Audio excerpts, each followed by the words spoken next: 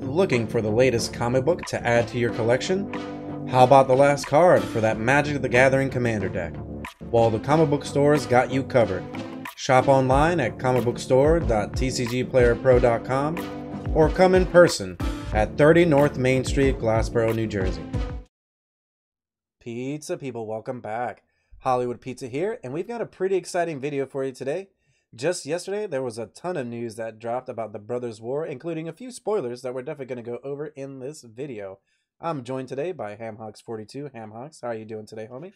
Hey man, doing well, doing well. Yeah, a little sleepy, but I gotta say I'm excited. Some of the stuff that we've seen from Brothers War is interesting, and I'm very much looking forward to getting into it with you here today. Life of the content creator. The video comes out at 100%. 5, and we got to get together to still record it at midnight. Yep. So it's funny when I was first getting started as a content creator, first getting started on Twitch, I heard a ton of advice like, it's going to consume all of your time. It's going to be all, like, it's just all you're going to do. This is it. And it's like, oh, I'm just going to be sitting on my computer playing video games for like 5-6 hours a day. It's going to be awesome. Who am I getting? No, it's that's not how it goes actually, but it's still worth it. Still rewarding, still super fun. There's nowhere else I'd rather be right now. But yes, it is time consuming. Yeah. I think like nowadays I barely have time to do anything. Right. I have a lot of things scheduled, and I'm just like, oh god, I only have like 15 minutes to try to make like 6 posts. Let's do it. Right. Here we go. All right. Yeah, here we go. And then of course every night's like I go to bed at like 3 or 4, get up at like 7. Yeah. Go to work and then do it again. Exactly. Well, and chasing an ever-evolving game like Magic, it's like, well, spoilers were out. Spoilers were out at 5 p.m. I need to have a video by 8. Like, it's like, well, okay, here we go. What a time, folks! For Right? those of you who are not content creators, at least that gives you a little bit of insight of what we do. Yeah. Hashtag full-time, but not full-time. Yeah, exactly. Yeah, it becomes full-time work long before it becomes your full-time job. Yes. Oh yeah, Anyway. for sure. Yeah. But yeah, we're gonna go over some spoilers. We're not really gonna touch base too much on what the other stuff they talked about in the video, because a lot of it's mostly like just like dates with things that you already know are gonna happen, and then on top of that, some of it's just like Commander products. And in all honesty, we don't really talk too much about Commander on this channel. We've definitely had some videos, and they didn't really hit as well, so we can definitely tell that Commander isn't necessarily for this crowd. But what we're going to be talking about today, we're going to be talking about a lot more about the cards that we think are going to get played and constructed. Most of the things that got spoiled today, I think that do have a chance to get played and constructed. So without further ado, let's go ahead and jump right into it. The first card we're going to go over is one that actually people have been waiting for like 20 years. And that is actually Urza. But first, before we get to Urza, we're going to talk about the card that you're going to combine with Urza. So first off, we're going to talk about the Might Stone and Weak Stone. So 5 colorless legendary artifact. It's a Power Stone. Haven't seen that one since like 95. Whenever this card enters the battlefield, you choose one. So you draw 2. Target creature gets -5/-5 until on a turn. Tap. Add 2 colorless. You can only cast non-artifact spells with that. Or it can't be. You can only cast artifacts with it pretty much, or use it to use abilities. And then that last line of text, just a big surprise. When this card came on the screen, I read like the first 2 abilities. I was like, I read that last part. I was like, wait a second, there's more to this preview. So yes, like it almost looks like flavor text, but oh no. But there's more. So it says melds with Urza, Lord Protector. Before we get to that, Might Stone and Weak Stone combined, not really impressive. Let's be honest here. It's fine. I mean, in general, it's a 5-mana legendary mana rock. Now, if I'm going to be playing that just for itself, Lotus. I mean, Lotus is so much better. It's not even funny. Lotus kills it. Gilded or Timeless, like, you know, so like it's kind of meh. Now, the ability of like drawing 2 cards when it enters, that's legit. And -5/-5. I mean, that's basically removal for most things out there. So like, it's fine. But yeah, no, in a deck, like I could see drafting this just because this card's pretty nuts in draft because like I mean 5 mana, some removal spells cost 5 mana for the same 5 quote unquote 5 damage type effect, -5/-5, and on top of that, you can also and if draw you have some cards. kind of ability that you can dump the you know the tap 2 into throughout the course of the game, neat. Like you can get some good value with that. So all right, I can see that being pretty solid. Like if nothing else, it's just removal. Like 5 mana removal is playable in draft sometimes, depending on the format. So, but as far as constructed goes, you're not going to want this without its other half, I think. Yep, and the other half is actually, give me 1 second here. So the other half is actually Urza, Lord Protector. So we have a colorless white-blue for legendary creature, human artificer. It's a 2/4. Artifacts, instants, and sorcery spells you cast cost 1 less to cast. If you both own and control Urza, Lord Protector, and the Might Stone, Weak Stone, you get to exile them and then meld them together. So essentially, you're going to take both. You can only do it as sorcery. So you're going to take Urza, and you're going to take Might Stone, and then you're also going to turn them into what is known as this crazy card here, and that's Erza Planeswalker. So there isn't any other text. Normally, when we get a Planeswalker, it's like Chandra the Defiant, Nissa the Forest Hangouter, Garrick Strong. But this one's kind of a little bit. It's funny. There's usually some kind of flowery title, and this is just not. He's Urza. He's a Planeswalker. It literally could have been called Legendary Urza Planeswalker, and it would have just been the same text. That's its type or whatever. But Urza Planeswalker, it comes in with 7 loyalty. So when you meld it, it comes in with 7 loyalty. Once during each of your turns, you may activate an additional loyalty ability of this card.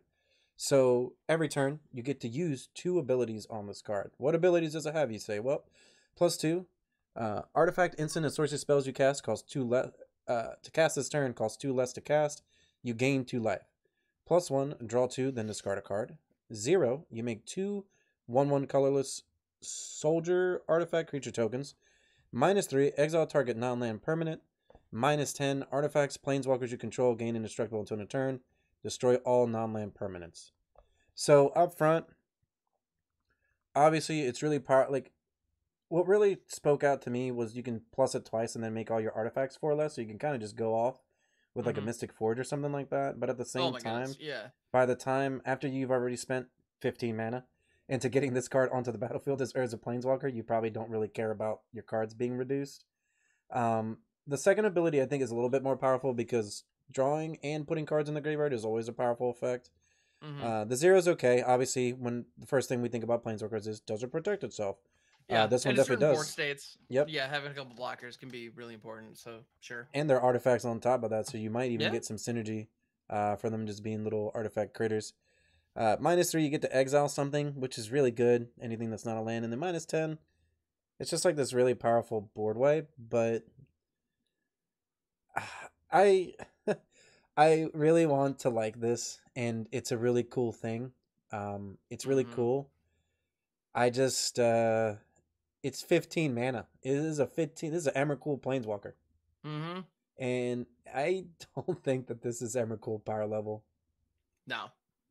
No, and the thing is, this is so fragile. Like, this card is the ultimate Magic glass cannon. You know, glass cannon being an expression that people use to describe like spellcasters and like RPGs that are like they're capable of dealing an obscene amount of damage, but they die very easily. You know, they don't have this. They're just very weak. They're easy to bust up. And I mean, you might be thinking, wait a minute, I'm looking at a Planeswalker that starts at 7 loyalty that can be up to 11. After the first turn, it's on the battlefield. What are you talking about fragile? How the problem is you need to draw 2 specific cards, hit them both presumably on some curve or close to it. You then need to pump 7 mana into Urza Lord Protector, and at any point, both permanents need to be on the battlefield through the entire resolution, and then it needs to meld, and then your opponent needs to not have something that can just destroy target Planeswalker. Because, you know, when we talk about Planeswalkers protecting themselves, we usually are talking about combat, which, of course, is one easy way to take care of a Planeswalker. But the truth is, there's a lot of targeted Planeswalker damage or removal out there right now, because Planeswalkers are very popular. They become a popular type, and so naturally, answers to them exist. But we don't even have to go that far. With Urza Lord Protector, you pay 7 mana, and then you put an ability on the stack. When that ability is on the stack, an opponent could just, say, play a 1 mana Fading Hope, bounce Urza Lord Protector back to your hand. The ability resolves. It says, if you both own and control these 2 permanents. Well, you don't anymore, because you just bounced one. You ain't controlling nothing anymore. You ain't controlling the game. 7 mana ability fizzles. You probably don't have the mana to pay, to drop a 3 mana creature from your hand anymore, because you just tapped out to do that. Like, and your opponent beat you with a 1 mana uncommon. That's also legal in the same standard. Like, or the Rona's Vortex. You could do the Rona's Vortex Vortex too. too. I mean, we got Like, those. but Quote unquote Fertile Grass does the Doomblade. job too. Like, freaking anything that can like remove a permanent slip out the back would do the job. Like, there are so many answers to this. It's not even funny, and they're kind of everywhere right now. So even yes, the Mightstone of the Week. So it's interesting too because like you play Urza on 3. Mightstone and Meekstones now cost 4. You know, it costs 1 less because of Urza's ability. So okay, you can then play the Mightstone next and Meekstone turn on 4, and then the turn after that, you're gonna have 5 mana plus the mana created from the stones that you could then pump into Urza's ability. That's kind of the joke. That's the idea of how it should work ideally. But again, that requires 3 turns, 2 permanents, one of which is a creature to all survive. That's not happening. Like, that's just not happening. You know, my biggest problem with this, I mean, watch us both be wrong and then losing to Erza Planeswalker. Yeah, exactly. We're gonna get blown. I'm gonna get blown out by this, and yeah, exactly. I'm gonna be very. I doubt it, but I doubt it. But, I'm not afraid of this. Yeah. Yeah. My biggest problem, in all honesty, is 2 things. The first thing is, you and me are both pretty old school. You and me both feel like Urza is literally one of the most powerful beings in the story ever. He's literally right? like yeah. He was so powerful they refused to print a card of him for years. 20 years they haven't printed a card because Urza's insane. Like the power level of Urza's just he's literally like he's stronger than almost like everybody pretty much is what it comes down to. And this is like this is pre-mending Urza. Like frankly, like the flipped card, the melded card, we call it it is Urza Planeswalker. It's a very generic. I kind of wish they had just called it Urza. It's like this form here, this is Urza. And frankly, the melded card delivers. It does. Yes. You know, like the card is going to be twice as large as every other permanent on the field by virtue of being 2 physical cards. That's neat. I like that. That is kind of funny, yeah. Like he's just the biggest thing here. Boom. This is like if Urza flips and melds, holy crap, your opponent is in for a world of hurt, which is exactly what needs to happen. Because you're right, Urza is so powerful. Like at one point in the story, if I'm remembering correctly, it's been years since I read those novels.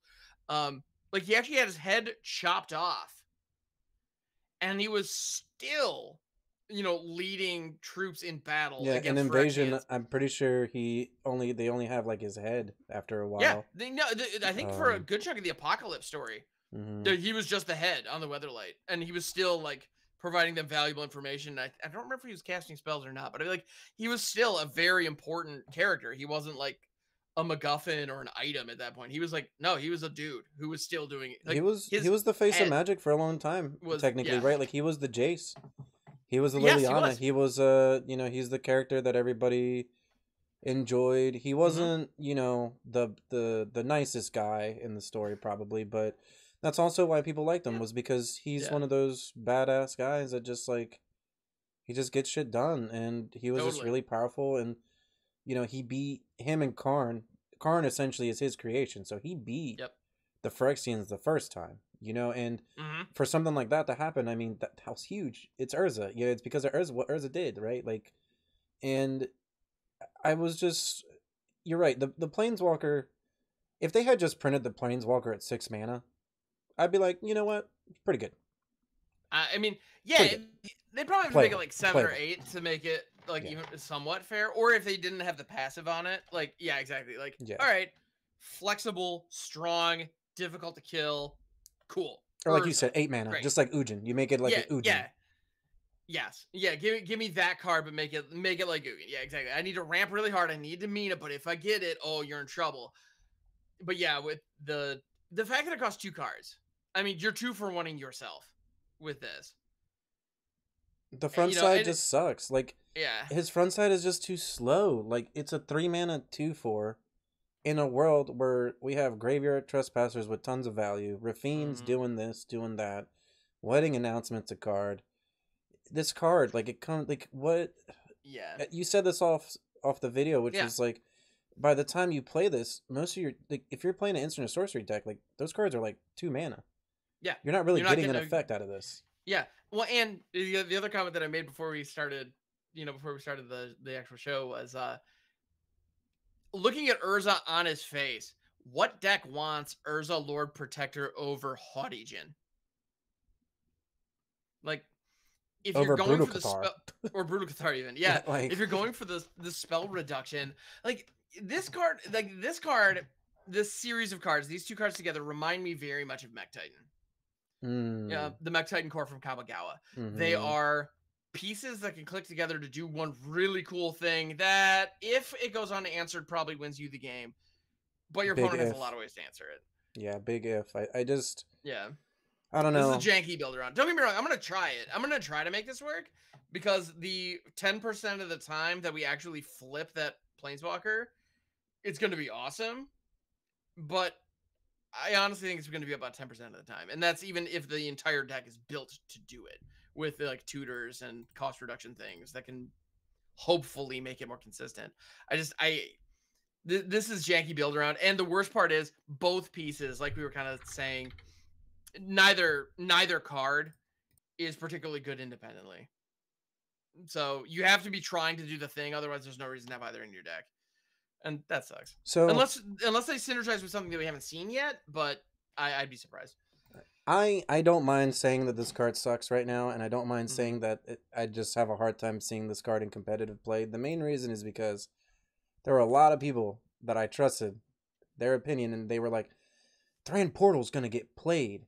And then a week into the set, 2 days into the set, everybody's like, Thran Portal sucks. And it's like, oh yeah, all those articles that said Thran Portal was great, it actually sucks. So I'm just going to go up front, and no matter what article somebody wants to write, and be like, Urza's great for blue-white control. Bullshit. You know what's great for blue-white control? Teferi and Wandering Emperor. That is literally all that you need to win the game. That's 100%. It. You're done. You don't need a 3-mana 2/4 do nothing. It doesn't even draw a card. Now this is Modern Magic. It's 2022 Magic. This card doesn't even stand a chance. It's a mythic. Like, it's only mythic because it's doing something cool. Can you imagine if they printed an Urza card and it wasn't mythic though? Like that, yeah, people would be upset. You can't do that. But yeah, it just doesn't. It doesn't do anything. I don't know. This is splashy and fun, and it gets eyeballs. But yeah, it's not going to see competitive play. Yeah. You're gonna play it. You're gonna be like, I'm gonna try it. I'm on the play. But I play Urza, and your opponent's gonna be like Liliana of the Veil. Down tick. Screw me, I guess. Your turn. Oh wait, you're a control deck, and you tapped out for the 2/4. Nice, awesome. Because you're right. Like what? Like, am I playing this in my artifact deck? My artifact deck's usually like a cheap beatdown deck. Right. Yeah, exactly. In a world where you can play Patrick Automatons and like Reinforced Ronins, why the hell would you put this in there? You play Scissors. Scissors is better than this card, right? Like 100%. Yeah. My Ornithopter of 5/7 or whatever. Like, it's pretty good. Yeah, let's go. Yeah. I don't see this matching with any current archetypes. I don't see it. Yeah. We could be wrong. I mean, maybe there's some busted artifacts, but then at the same time, I would rather play the busted artifacts than a card that's colored and then it doesn't do anything. It just doesn't do anything.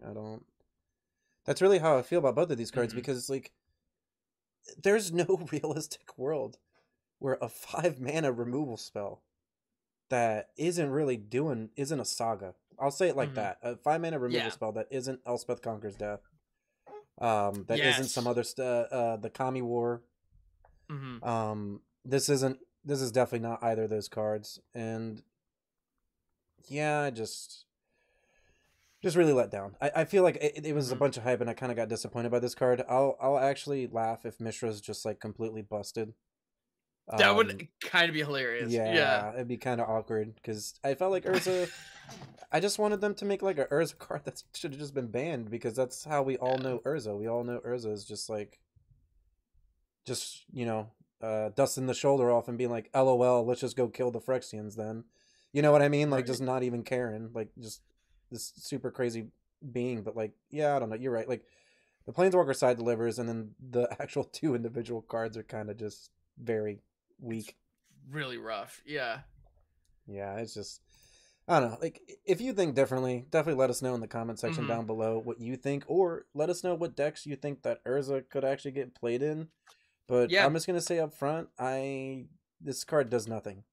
Yeah, unless really there are a nothing. ton of bomb like 1-drop artifacts in this set that could somehow do weird combos, and that one cost less means that you could like get like 3 of them out on turn 3 after the I don't know. Like the stuff that would need to exist in this set in order to make this card good is a lot. There's a lot. It's that's asking a lot. All right, hear me out. Yeah. Hinata. Anyway. Hear me out. You combine Hinata, you Okay. play Urza, Okay. and then you play Hinata, and now most of your spells that target pretty much cost like 2 less. Interesting. Okay. Okay, all right.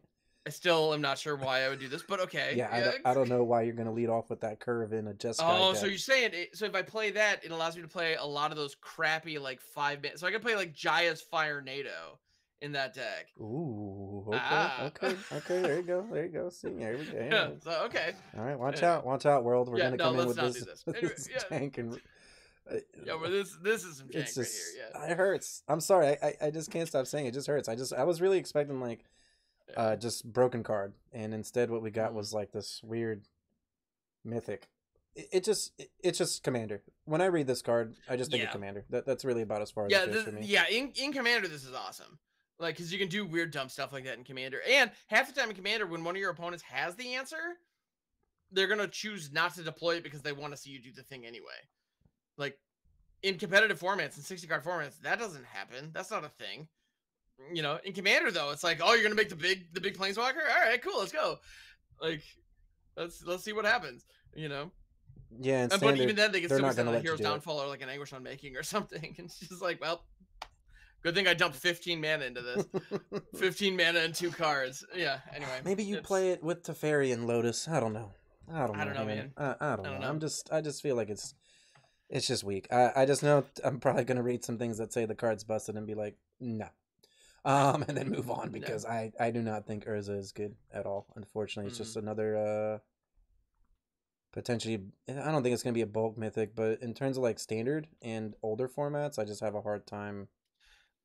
I think this card is going to probably pre-sell around like $25-$30, and I have a feeling within a month of the set coming out, you'll probably be able to get it for $1.50. Is my guess. Maybe there's some applications in Modern. I mean, Hammer time. Your Hammer only calls 0. If you have the Cigar Design down, maybe that's not. I mean, I don't want a 3-drop just to produce 1 cost, and I don't know. That's the thing, man. It costs. It's just like. It costs too much. Yeah, it's just so awkward. I don't know. Don't take my finance advice with a grain of salt, but like I do believe this is going to be like bulk. It's going to be bulk, but it's going to be priced as though it was this big splash you wanted first. But I think it could be expensive eventually because there'll be some nostalgia behind the meld. Maybe, and I think like if the price does hold for this, it's just because of the name. Oh like, yeah, 100%. There are plenty of people who will want to own the Urza card, even though they have no intention of playing it. And that's fine. I respect that. Collector value is value, you know, and that's what we'd be looking at here. But as far as actual gameplay is concerned, all right. So anyway, the last time, one more thing, but the last time we had Meld, there were a couple cards that got played. One of them was the Handwheel Battlements, I think is what it was called. It was like this red card that was like a mini hero, Banalish or whatever, Hero Banali or whatever it's called. The last time we saw it was with Gisela and Bruna. Do you remember these cards? I do, the Angels. Yep. And then they turned into Brisella. So those cards did get played. But a lot of the time, Bruna was just played as a 1/1, or as a 1/of. So that way you can combine it with Gisela, which was more like an actual Baneslayer Angel type of card. And that card by itself was pretty decent, at least like stats and everything. But yeah. And it was rare to see that card melded, and then you're right, like my friend would meld it and then I'd just kill it and then the game would just be over because they spent too much time. They spent 11 mana. Yeah. And got nothing. Well, and when that happens, like when when you do meld that Angel, it feels great and it is a cool experience, but yeah, it's still easy to answer. And then all of a sudden, like you had 2 creatures a minute ago. I only had 1 removal spell. Yep. You're making this easy on me. You know, like or just like you said, you killed the Gisela with the meld on the stack, and then that's it. It's it just feels bad. I don't know. We'll see. Like I said, leave a comment down below. Let us know what you actually think about Urza. For me, I'm pretty disappointed for someone who's been waiting for a card to get banned. I was like, come on, just print Urza, make them strong. Urza, Thief of Crowns. Let's go. Yeah, Urza, Thief of Crowns. Let's go. Let's do it. But you know, it's cool because you get to see him as a creature, and then he turns into a planeswalker. But yeah, not really much else to say. I don't know. I'm not expecting to see this card on the other side of the battlefield. If I do, then yeah, make fun of me, make fun of this video as much as you want because I was wrong about it. But prove us wrong. Yeah, everybody out there, prove us wrong. Yeah, I'm sitting in my chair, sipping my coffee cup. Prove me wrong. You know, prove me wrong, exactly. Yeah, change my mind. Yep. Our next card is actually one a lot of people were actually really excited about. I remember when this card was spoiled, there were a few people that were like, "This card's busted" in the chat. So we actually have a card that's kind of a callback to a card that existed. It still exists, but is mostly played in like Vintage and Legacy, kind of, but not even really played. So we have Mishra's Foundry. It's just a land, no special types, just a straight up land. Comes into play untapped, so there's already upside there. You get to tap it for a colorless, sure. 2 colorless though, it becomes a 2/2 artifact or 2/2 assembly worker artifact creature until end of turn. It's still a land. 1 tap, target attacking assembly worker gets +2/+2 until end of turn. So for essentially 3 mana, you get a 4/4 attacker when you have 2 of them out. If you only have 1, it's just 2 mana to activate. Now, I think up front, it's a really powerful card. It's colorless. Technically, any deck could really play it because you don't need the color restriction to activate the card. My main concern about this, which is something that we talked about off the video, was most of the decks now are very mana color intensive, right? Like you want to be hitting your Liliana the Veil on time. You want to be hitting your Wandering Emperors on time. You want to be hitting all these cards that are double cost mana, your Meat Hook, all that stuff. And in all honesty, we just got creature lands out of standard. This one, I don't think it's as good as some of the creature lands that left. The best thing about this card is that it's cheaper to activate. But I also think that there's less decks that this card goes into. And at the same time, I think that right now we might not see it. And listen, this is a long way down the road, but when the next rotation happens, I think that this card might get played more. Because there might be more 2-color decks around, and the Tri-lands will have cycled. The Innistrad lands, all those will be gone. So the only thing that you'll have left will be Pain lands and like Foundry and stuff, besides whatever cards they print, obviously. But what are your thoughts about this card? Yeah, no, I think I think you're spot on with those observations. Yeah, I don't think this deck's gonna have many homes outside of like the 2-color control decks that love having at least 2 extra utility cards 2 creature lands to be able to get some value and get in for some damage. And that's the other thing. I mean, the fact that it only costs 2 to activate, and then itself obviously like in a control situation, that's just 2 damage every turn, and you're still leaving plenty of mana open to do other stuff with. So I think it's good. I think this is like, compared to the flashy creature lands of Adventures of the Forgotten Realms, this is very down the middle. Like it almost feels safe. But at the same time, like it is bringing creature lands back into the mix, and it is which I gotta be honest, I kind of like creature lands not being around, but yeah, me too. It's kind of it makes the game more exciting rather than you're like, oh, I have nothing and my opponent has the land, I just lose now. I just lose. That's the worst. When like, oh, I have the board wipe, but you have the den anyway, so okay. Oh, I just lose the Hive again because I have one blocker. Yeah. Great. Oh, I'm so sick of that. And like every now and then when I play Explorer and they hit a Hive, it's like, no, not again. Anyway, flashbacks. I know. I get those flashbacks. But that said, I don't think Mishra's Foundry is going to have the same impacts that those lands did. Now, yeah, in those lands were specifically designed to fit certain archetypes, obviously, and they all came with crazy upsides. So like, we talk about Hive of the Eye Timer, like it was graveyard hate and it had menace, and it was a 3/3, not a 2/2. So like this just gives you a grizzly bear for a turn, and if it dies, you lose a land. And the cost of having the land be colorless, like you're saying, that's huge. Like there are a lot of color intensive cards out there right now. Whether you're talking 2-3 color cards, like a lot of the stuff that came out in New Capenna, like like you're saying, you want to hit your like Rafines on time. Those are very important. You have a lot of and on top of that, because we're running a lot of 2-3 color decks right now, or 3-4 color decks even, or those crazy 5 color Joda decks if you want to get saucy. Like we're getting to a point where even dual lands aren't really enough, and you need to fill your deck with tri-lands, because you just need to be hitting your cards on time. Even the lands coming in tapped is worth it half the time. Usually get to cycle them later. And you fixes your colors up front, and then later in the game you get to draw something that's relevant, because at least for standard's sake, we all know standard's just a grind fest. It's all mid-range. So having that extra value, the blood tokens, the cycling the lands, having that extra mana sink later in the game is huge. It's really important. And absolutely.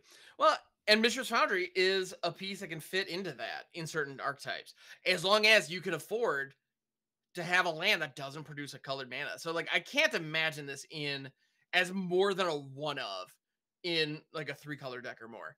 Like I just can't imagine that. Like maybe as a cheeky one of, but like past that. That said, if you're playing like a monocolor aggro deck, you're slamming these. Yeah, if you're playing red deck wins, I'm probably playing this. Don't get me wrong though, a lot of red deck's cards all require like 1 red. So maybe it's so weird. Like this card is really powerful, but like it only really fits in some archetypes, right? Just like we're saying, the it's downsides like, are very real. Yeah, the sleeper agent or whatever it's called, whatever the sleeper's called. Yeah, like that card requires black mana to turn into just a 2/2. Yeah, a lot of it, and this isn't going to be enough. We talked about earlier. It's like you want to hit your Liliana of the Veil on time. I mean, what happens if you draw 2 of these? You're like, oh god, oh no, the game's over. Like, I almost feel like Urza in this card, even though this card's way better than I think this card's better than Urza. I think that both of these cards go into a deck that we haven't seen yet. I think so too. Yeah. Like more like a colorless base deck that splashes certain cards with certain colors, and then you're like, okay, yeah, my blue-white deck plays this, plays that, but yeah. Well, and maybe it's going to be that artifact deck that we've been talking about, because when Dominaria United came out and Joyra and Karn showed up, I don't know about everybody else, but I was like, man, I really hope there's some sweet payoffs for these later, because we do not have them now. And who knows? Maybe that deck might have a place for those cards in there too. Here's hoping, right? But no, I think Mishra's Factory is solid. It's just very solid, but you have to be very careful about where you put it. I think a lot of newer players might just jam this in decks where it doesn't belong, and they're gonna be like, if you're running a deck that has multiples of these and you have mana problems, like in on turns like 2, 3, 4, like really keep that in mind. And I think you're exactly right. And you mentioned Liliana of the Veil as one great example of a 3-drop that requires 2 colors. But Haughty Djinn is another good one that you may want to get early that requires 2 blue, and that's completely different archetype. We've got cards like Bloodtithe Harvester, which are red and black. You need those colors on time if that card's going to be good. And yeah, Mishra's Foundry. Also Invoke Despair. Just throwing that out there. A lot of people love that card right now. Because it's a straight 3-for-1 card's single insane. card. It's nuts. That card's bonkers. We said that I think in like the original set review I had, which we don't have on this channel because I did it on Twitch, but the original review of that card was, I was like, it's an insanely powerful card. You just need 4 black mana. Yeah. I was like, if you have 4 black mana, you just destroy someone's life with that card. But 100%. And it turned out mono black is just good. So as a result, you have 4 black mana. Yeah, you will have 4 black mana. But with this card, you're gonna have a harder time getting 4 black mana. If the mono black deck is running multiples of Mishra's Factory, you might have a turn 5 where you don't have that 4 black mana, and you don't want to miss that. Like that's a problem. It's not worth it. I think running this card, like, I think there's a high risk to running this card in your deck. I agree. It's weird because creature land, you're like, oh, automatic. It's a creature. Yeah, you're like, put it in there, of course. Yeah, of course. Yeah. And then I read it and I'm like, how good would Mutavault be now? Mutavault has less abilities. All it is just a shapeshifter, right? So you would get your tribal synergy or whatever you want to call it. Like you would get your creature synergy with it, but what I think, I don't think Mutavault would get played nowadays in standard. Maybe not. No, not in standard. Because it taps for a colorless. It just doesn't. Mm-hmm. Could be Yeah, wrong, but it just doesn't feel right, you know? It's actually, interestingly enough, I would be kind of intrigued about Mutavault now that we have the lords from Dominaria, like the different Ooh. tribal lords, because right now, and all the shapeshifters from Call Time rotated out, Mm-hmm. because like things like the Vodalian Hexcatcher, which is a great card, the Merfolk Lord, is a great card, but there are just no Merfolk to put around it, so to like really make it sing. Now, had a bunch of the changelings still been around, like, all right, we could work with that and we could do something. Well, Mutavault might have fit in something like that, but it's all hypotheticals, of course. I think the best use Yeah. for this card, Ham, is actually a trick that I've done a few times, which is you can't do it anymore. I've done it in like Explore is where I've done it in. I was like, how did I do that in Standard? It's like, no, I didn't Explore. So my opponent plays Liliana, and I have like a great hand drought, and that's all I have. It's untapped though, and they make me sack, and I'm like, I'll just activate the lair for one. There you go. Yep. And I think that Mistress Foundry is going to be really good at that. Where you're right, someone's maybe going to cast Invoke Despair, and you're going to be like, I think I'll just activate the land and sack it. Yeah, I'll sacrifice a land rather than give you a card. Yeah, exactly. Yep. Same with Liliana. You're like, I don't care. Just activate this and then keep the beatdown going. Well, and if that's what you're going to do, if you're just going to use Mistress Foundry here to activate Protect sack, yourself. Yeah. you can even tap it to activate itself. The creature's tapped, but you don't care. Yep. Like that's you're sacking it. You don't care anymore. You're sacking it. Whatever. Like yeah. Yeah, I mean it's a really powerful card. I just think that right now there isn't necessarily a place that it can fit in that we know of. Like I said, maybe around rotation next year, or maybe like when the rest of the set's fleshed out, we're gonna be like, oh yeah, this definitely goes in the artifact deck, and oh, that's so powerful in their deck because maybe there's other cards that make assembly workers good, and so on and so forth. So I think this is a card that it's really powerful up front, and it's going to be interesting to see where it gets played. Our next card here, we have an interesting legend. We have Queen Kyla, Ben Krug. Colorless, red, white for a 2/3 human noble legendary creature. 4 colorless, tap. Discard all the cards in your hand, then draw that many cards. This is where it starts to get busted. You may choose an artifact or creature card with mana value 1 you discarded this way. Then, do the same for artifact or creature cards, mana values 2 and 3. Return those cards to the battlefield. Activate as a sorcery. This is collected company on a creature. But you need to have the cards in your hand. Because this card's very EDH, right? Like when I read it, I'm like, yeah, you can definitely get that off in EDH probably. In Standard, it's going to be a lot harder because some of those cards might just be weak. Now, don't get me wrong. If you're... My first thing is at least pop into my head. I tap 4. I get a Hopeful Initiate, Spirited Companion, and a Brutal Cathar. Yeah, that's a pretty good turn. It's pretty sweet. Yeah, if your hand is perfectly lined up to nail that, yeah, that feels pretty good. There's actually... So, we're talking about this card. I think that this card's pretty good. I don't think it's like anything too crazy. It's obviously doing something broken, quote unquote, but it's not really that crazy up front. How do you feel about this card? I like it in theory, but again, we have a situation where I feel like you have to jump through a lot of hoops for not as much benefit as I would like. Yes, you are wheeling yourself, so that's nice. You do get to, draw fresh cards. I mean, it's not a full wheel. You're not getting a full 7, but unless you're discarding 7, you could do a full 7. That's possible. But you are spending 4 mana and you're tapping down on a 2/3, so that's a very real cost. But you're right. If your hand is loaded with a 1, 2, and 3 drop, then as a result, you're getting 6 mana and you're restocking your hand, like for 4 mana. And that could be every turn. Awesome. That could be every end step on your opponent's turn. You could be doing that. You can only activate the sorcery. Oh, never mind. Which is a bit of a bummer. This hurts even more now. I'm so sorry, folks. If you could be activated at speed, I'd be 100% on board. Amazing. The fact that you have to do it on your turn is the downside, and I think that makes a huge difference. This is a commander card. Yeah. Like I take everything I just said back. This is a commander card.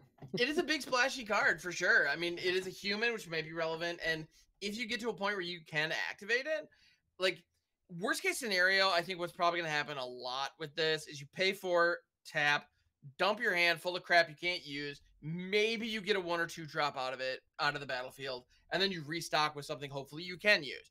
I think that's probably what's going to happen more often than not.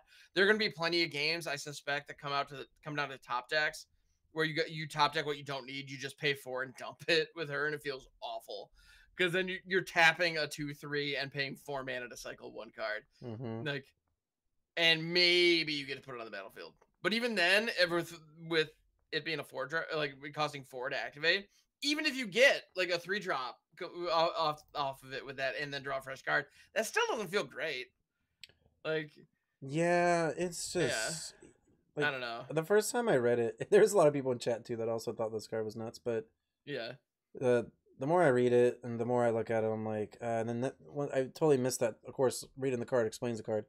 I totally missed the activate only as a sorcery myself, and it's like, man, that just, ooh, that's bad. Yeah, that's not good. I can't tell you how many times on my stream I've had a card like that can only be activated as a sorcery, and it's like, I'll just pass, I'll do another end step. Wait, why can't I do the? And it's like, oh, it's a sorcery. Yeah, it feels awful. It happens. It happens. Yeah, the sorcery ability is a thing.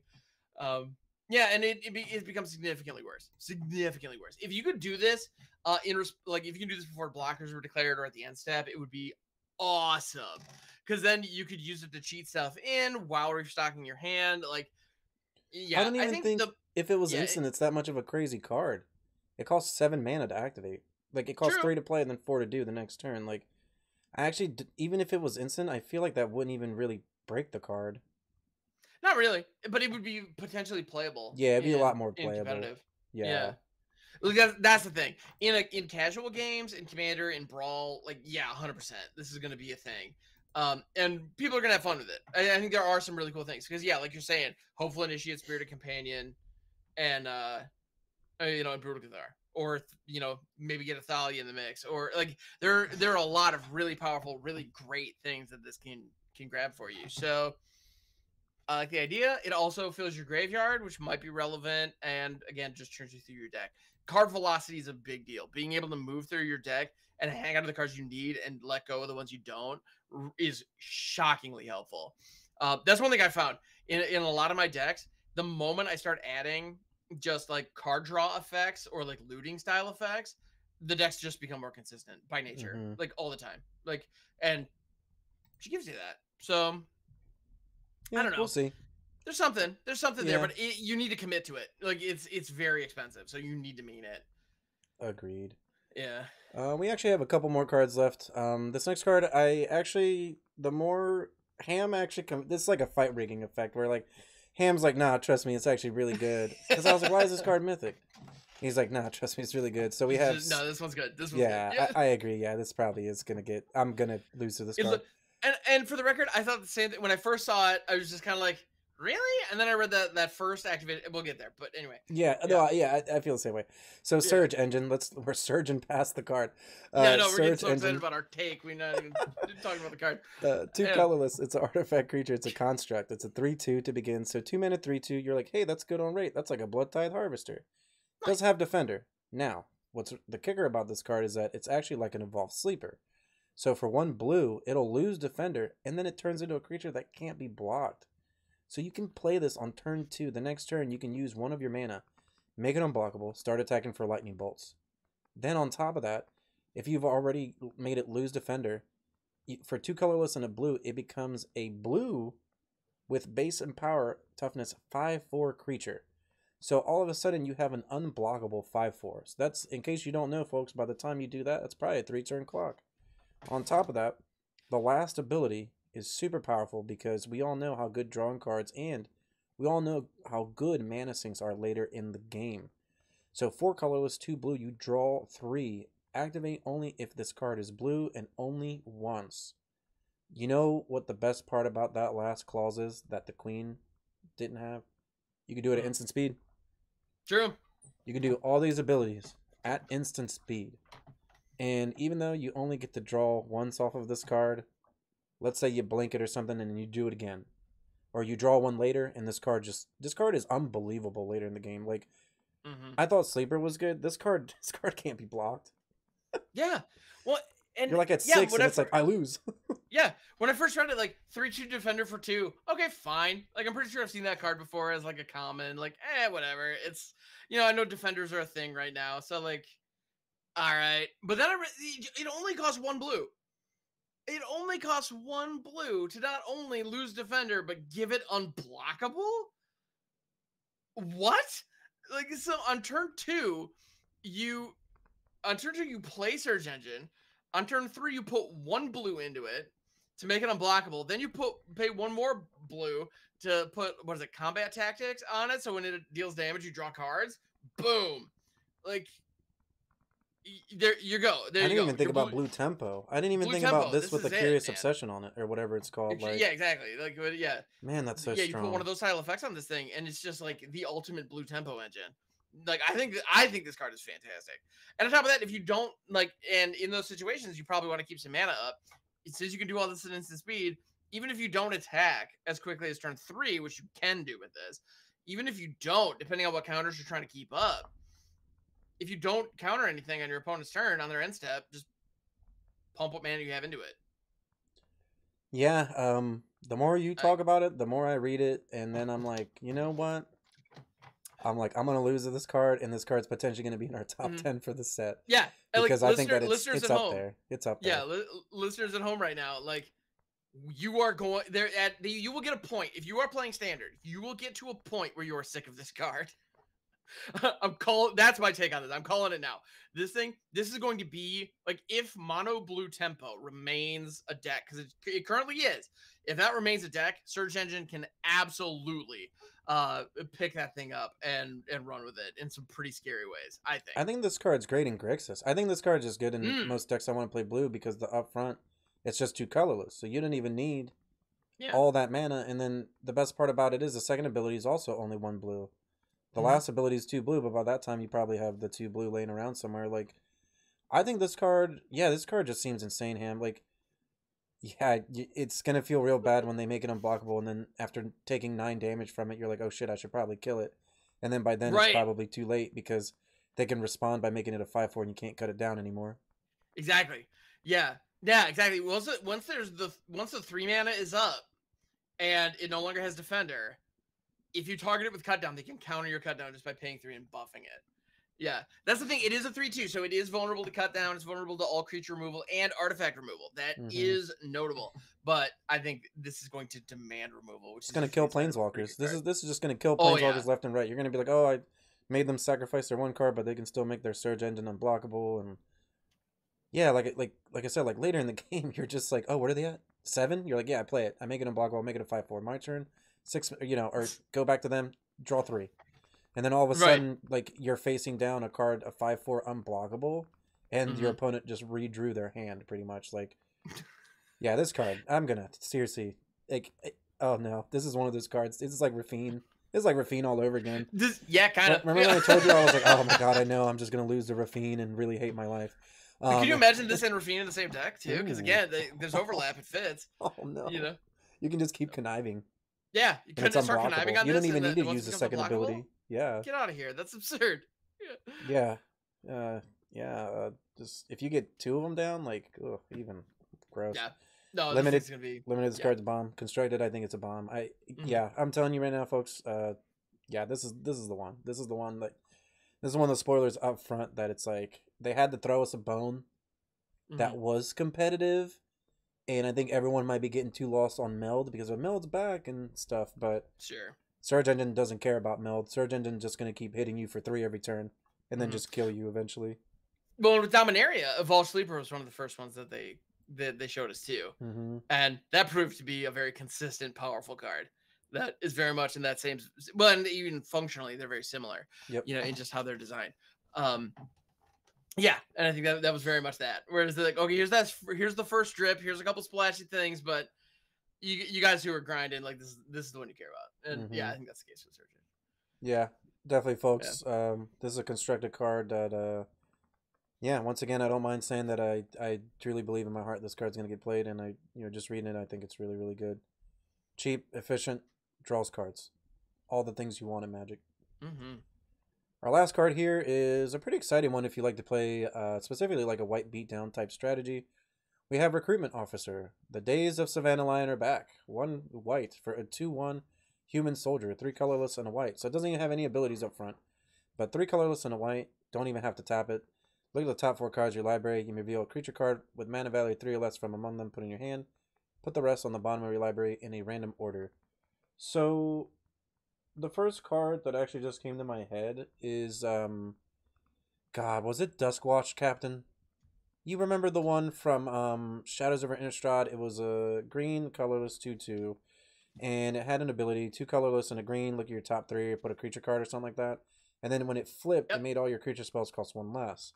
And I actually kind of have a little bit of a feeling the same with this card, where up front you're getting a pretty decent. Obviously, you're getting good rate, right? 1 mana 2/1. That's obviously good. But later in the game, your beatdown deck doesn't really run out of gas. Don't get me wrong, the ability seems a bit overcosted, but at the same time, you can do it at instant speed. So you can start end of turn, you're just like, all right, 4 mana, go get a creature. 4 mana, go get a creature. 4 mana, oh look, Brutal Cathar. Oh look, Hopeful Initiate. Oh look, Adeline. You're just like going off. And usually most of the creatures in that deck are going to be 3 or less mana anyways. So I don't know, like. It's good on raid. It has a somewhat useful ability. I don't know if the ability just costs too much. I think. I mean, yes, the ability is expensive. Like when I read, when I see a mana sink like this, when I see like 4 or 5 to activate it, I'm just like, I just immediately assume the card's for draft.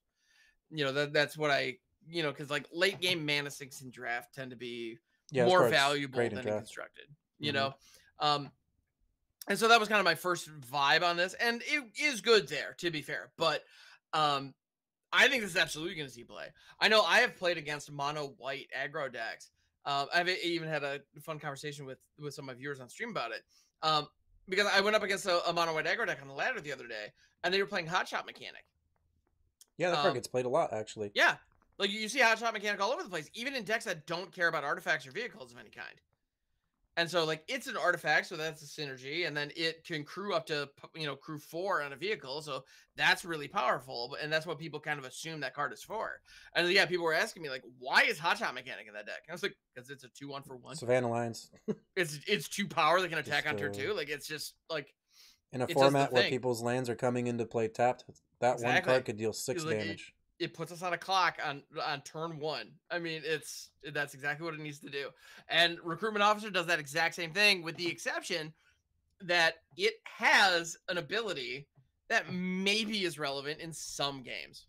Whereas if you're just doing a mono white beatdown, you put Hot Shot Mechanic in the deck just because you need a good 1-drop next to your Hopeful Initiate. Well, Recruitment Officer immediately takes that slot. Like, it's not even a question. It's not even a thought. And it's a soldier, which is a relevant creature type, too, which is pretty awesome. And human, which is also relevant for that matter. So, yeah, no, I think this card is really solid. As far as, like, bread, butter, like, utility uncommons go, I think this is really, really good.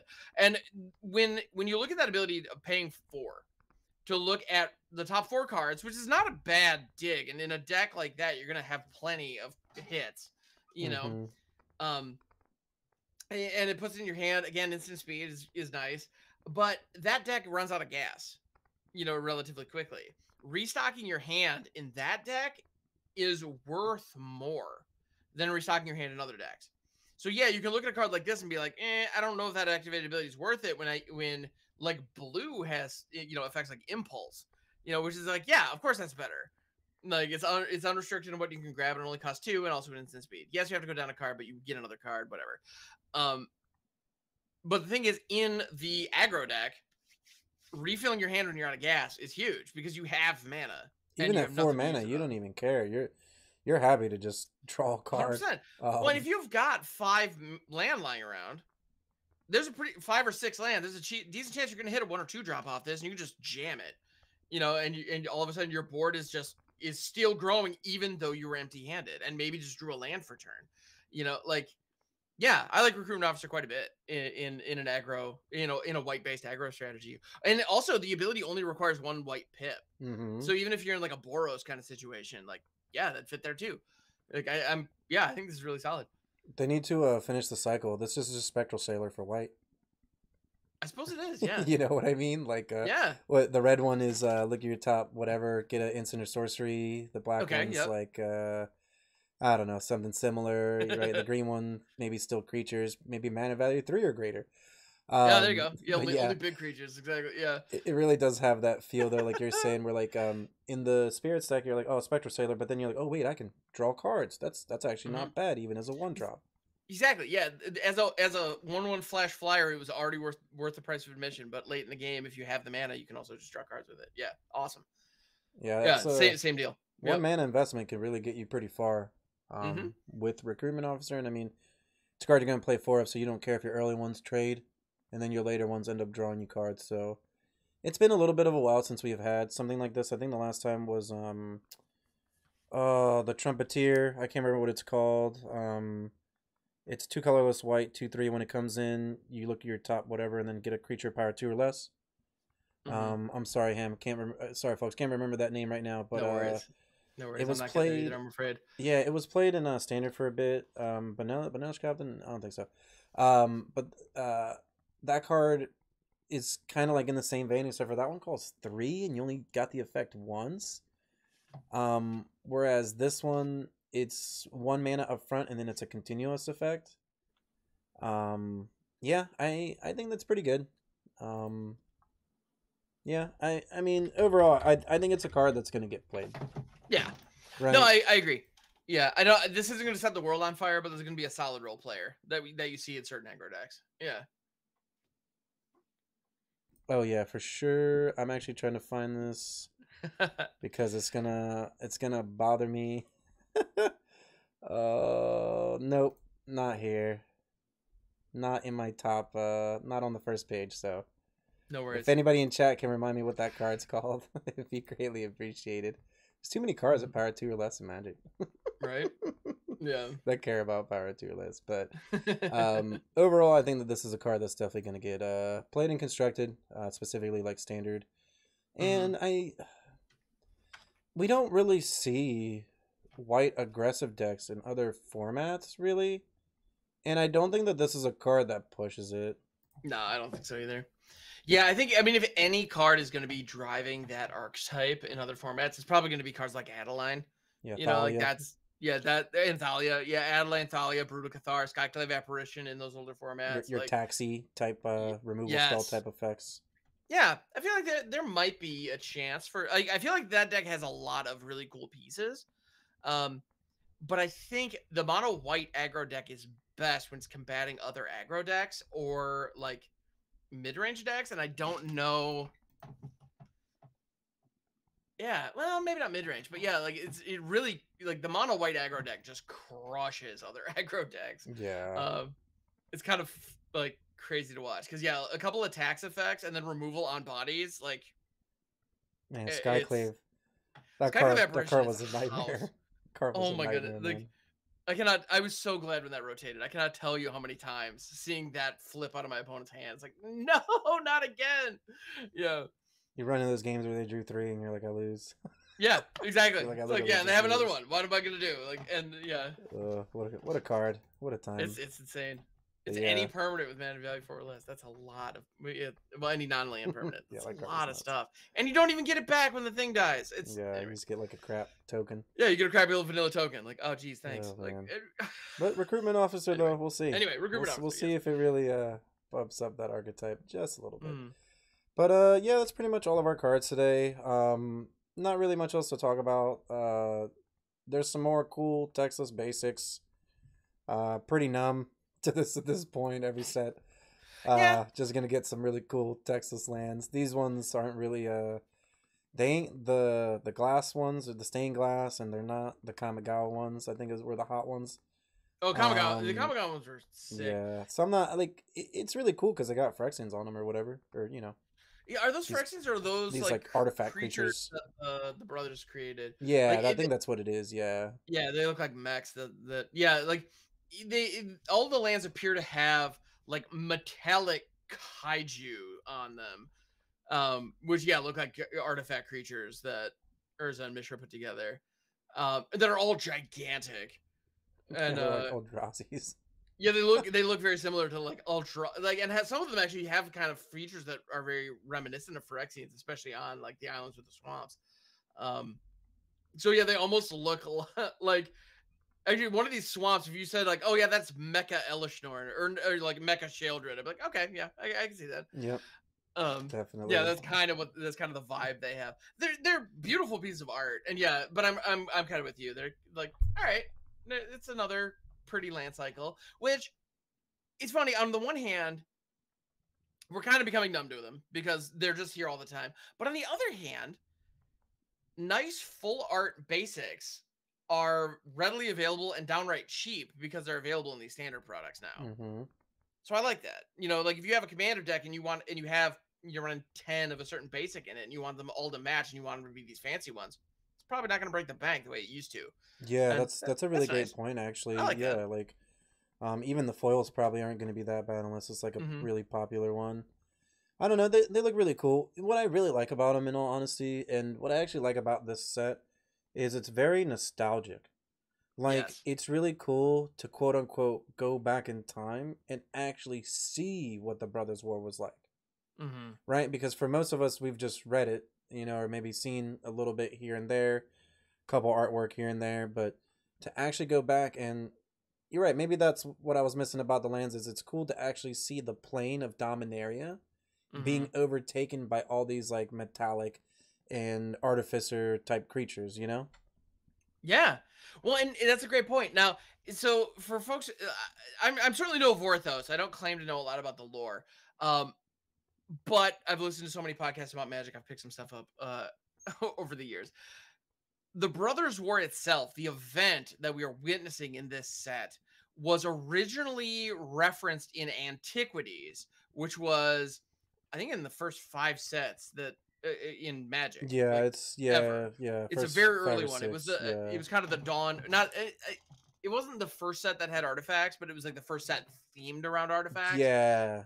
And it's actually really cool when you go back and look at some of those cards or hear some of the designers talk about creating those cards, because what they did was they wanted to tell a story of a worldwide event that was of this massive scale that left behind a lot of remnants and a lot of artifacts.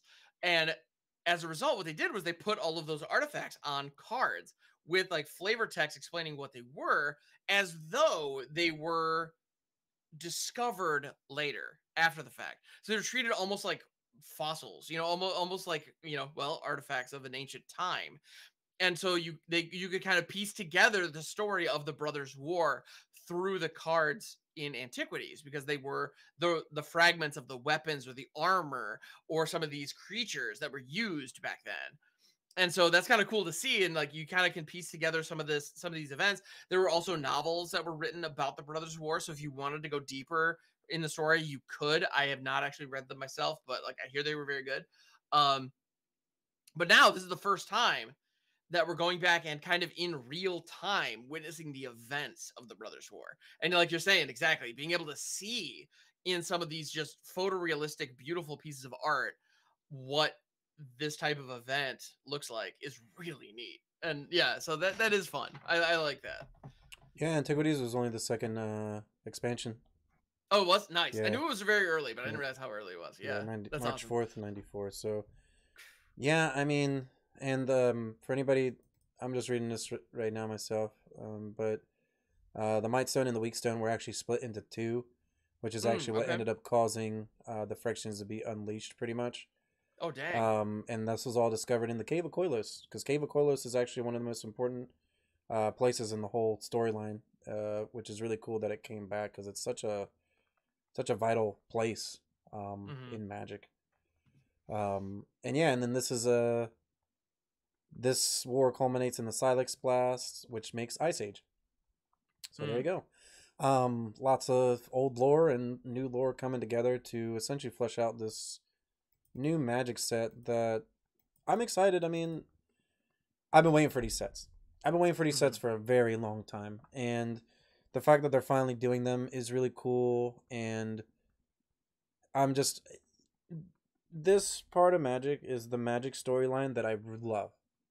I love the Phyrexians. I love this old school Urza Mishra. I just love all this stuff, and it for me it's just so much nostalgia, and at the same time I also feel I'm not trying to like say that this is what I think is gonna happen, but um this really feels like it's the culmination of Magic's storyline. Like we're gonna see the actual potentially the actual end of the main canon. Wow.